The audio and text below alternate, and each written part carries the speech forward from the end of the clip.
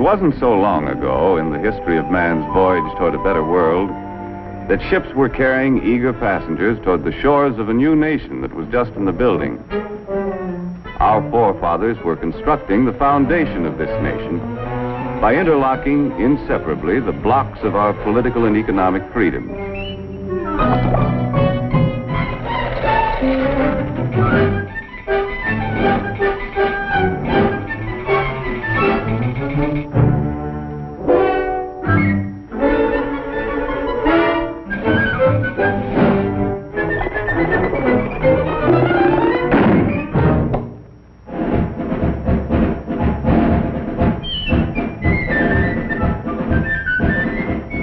Life our forefathers established on this foundation of freedoms drew people from the far corners of the earth.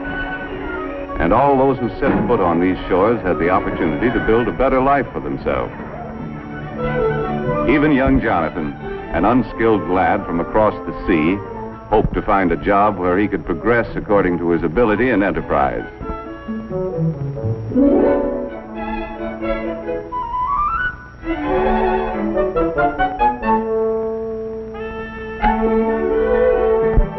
As the years passed, Jonathan's earnings increased.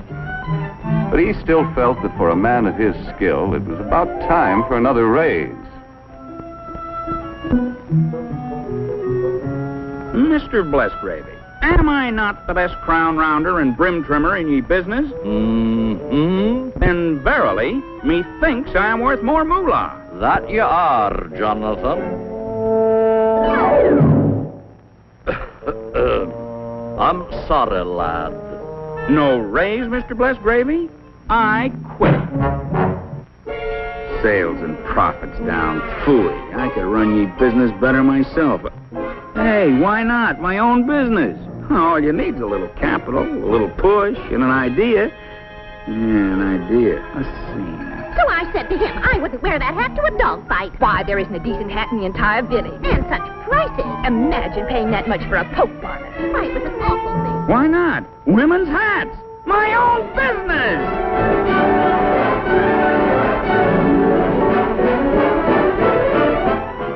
Fortunately, Jonathan was thrifty enough to keep a little nest egg for such an emergency.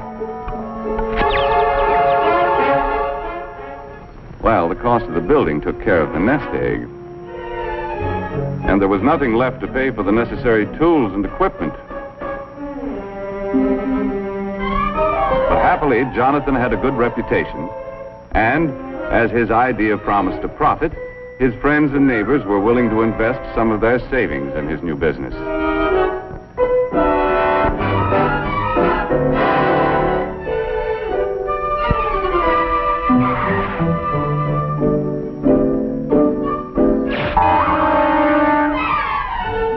In the nick of time, an enterprising chap showed up with the raw materials to make hats. And before long, Jonathan was open for business. First, he had to advertise. Shop at Bonton, it's the spot. 12 new hat styles, that's a lot. Ladies, get that new hat thrill. 30 days to pay your bill. As an expert salesman, Jonathan demonstrated the superior style and quality of his product. He set a price for his creations that the consumer was willing to pay, and sales dollars poured in from satisfied customers. Jonathan had big dreams of the wonderful rewards of being in business for himself. But before he could buy what he wanted, his employees' wages had to be paid. He had to pay taxes.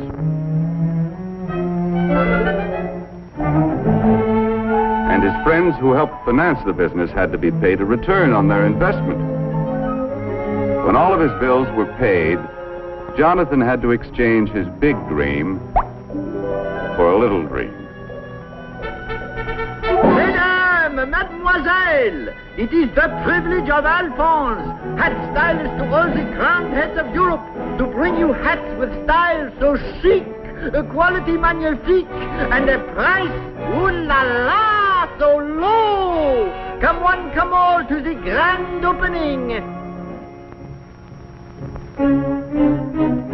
To To meet competition, Jonathan had to plow part of his profits back into the business to develop a better hat. If customers approved the quality, style, and price of Jonathan's new designs, he still could make his dreams come true. With the passing years, this strong foundation of freedoms protected the dignity of the individual and his family, gave everyone the right to worship as he pleased, and promised anyone with ability and enterprise the opportunity to participate in the building of the American way of life as we know it today. A way of life that depends upon millions of thrifty Americans who send a portion of their savings to work in our business system each year.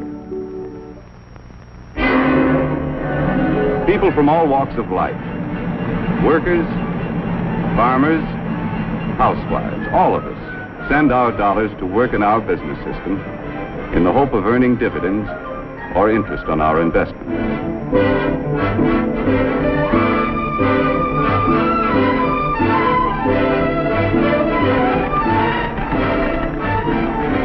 Anyone who has an insurance policy, a bank deposit, or a share of stock is helping to finance our business system.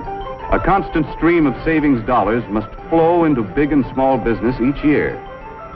These dollars help to buy the land, the buildings, the tools and equipment, and create new job opportunities for our expanding population. The goods we produce are distributed to main streets all over the country.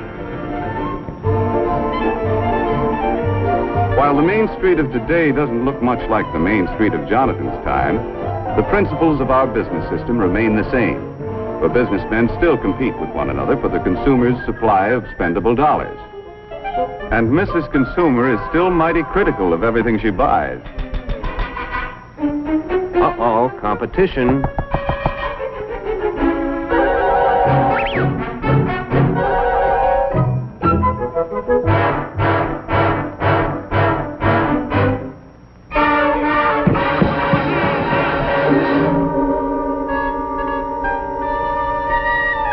The management of every business has a continuing problem to improve their product to stay ahead of competition, or else.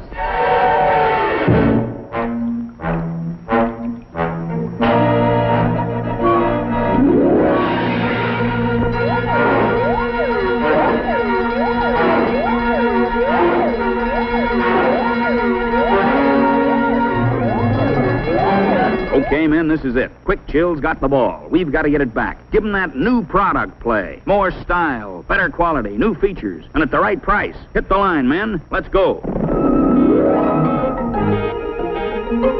Micrometer, wrench, file, caliper, slide rule.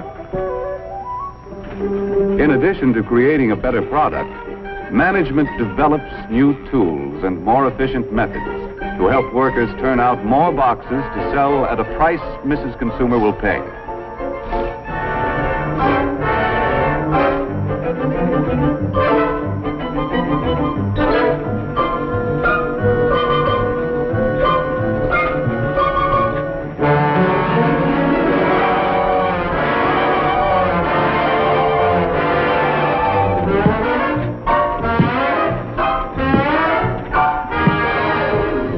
The new features about this better product are advertised to point out its competitive advantages.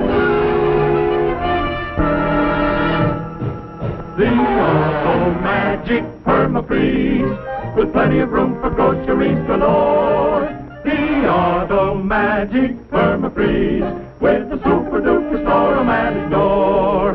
Just press the button for your ice, a feature that is new, and extra space all over the place for other items too.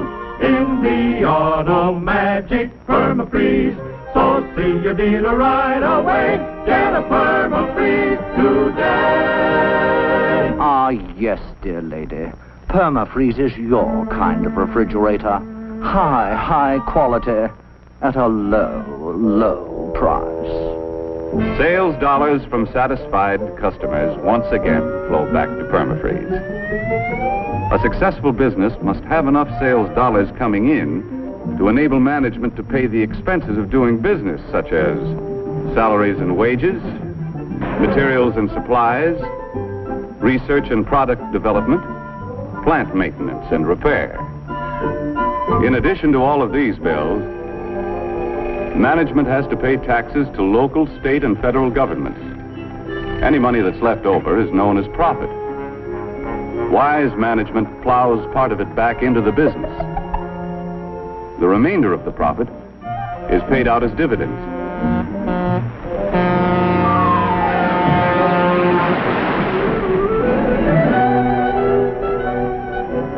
These dividends are sent back to investors as a reward for risking their savings in the American business system.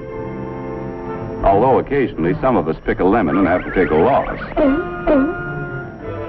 The constant investment of our savings through good times and bad has enabled our competitive business system to continue to increase the production of more and better goods to meet the demands of our rising population for a better standard of living.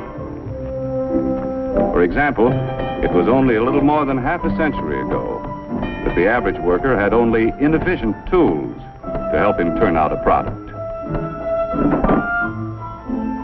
Low production meant low wages.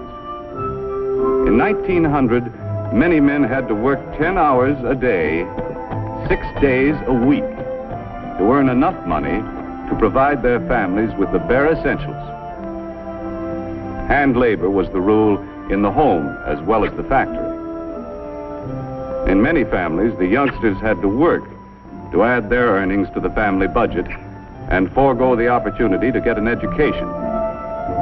And with most families in those days, the standard of living left much to be desired. A half-century later, we had invested enough in our business system to provide the average worker with efficient and expensive buildings and machinery to enable him to produce enough in a 40-hour week to earn twice as much as the 1900 worker earned in a 60-hour week. This shorter work week gives us all more leisure time to enjoy a standard of living beyond the wildest dreams of anyone who lived a half-century ago. The more we earn, the more our families have to spend for the things they need and want. Young people today have leisure time for fun and enjoy educational opportunities denied their fathers and grandfathers.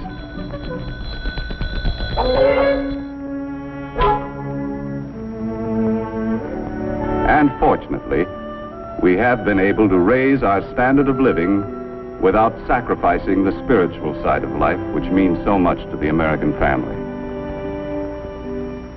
Our business system has continued to provide a better life for our increasing population, in spite of destructive forces which have pounded against our foundation of freedoms with no avail. However, wars, or the threat of wars, interrupt the normal operations of our competitive business system.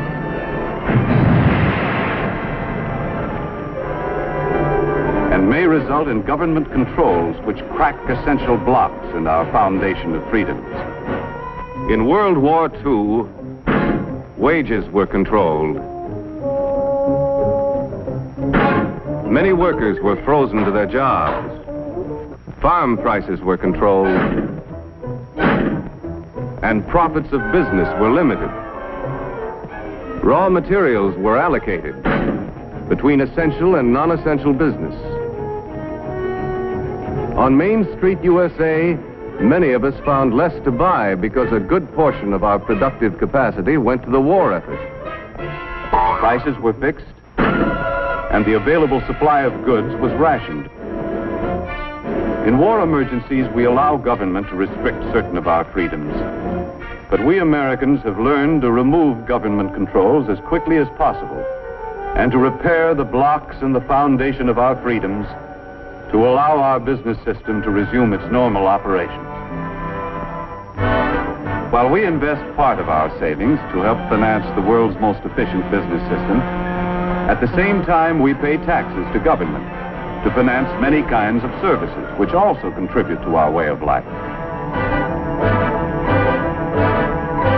For example, our taxes must provide the necessary funds to improve and expand our school system. our taxes must be sufficient to pay for city streets, health, fire, and police protection, and, of course, aid to the needy.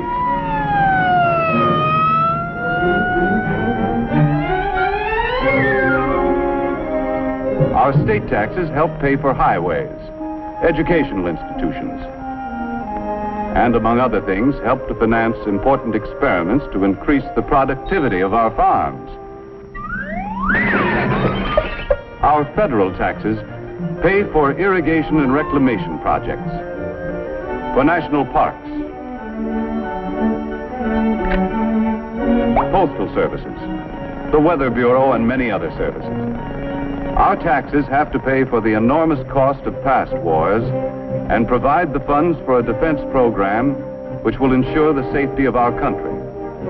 In addition, all of us should be willing to pay whatever taxes are necessary to enable efficient government to improve or expand any essential service.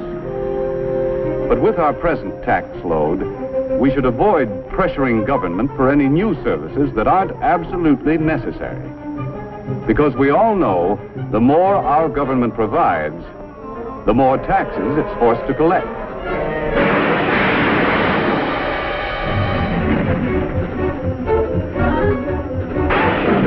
None of us can escape. Big business, small business,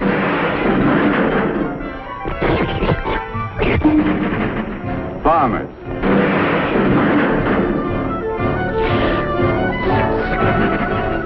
workers,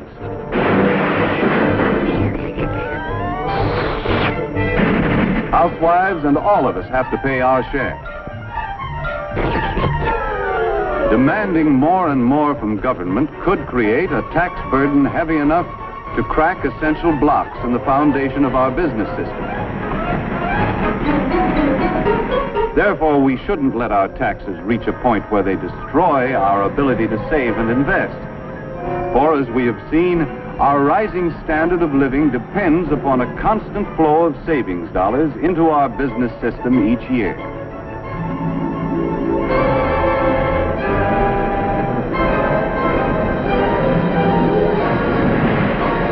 In the future of our country, waves of destructive forces will continue to batter against our foundation.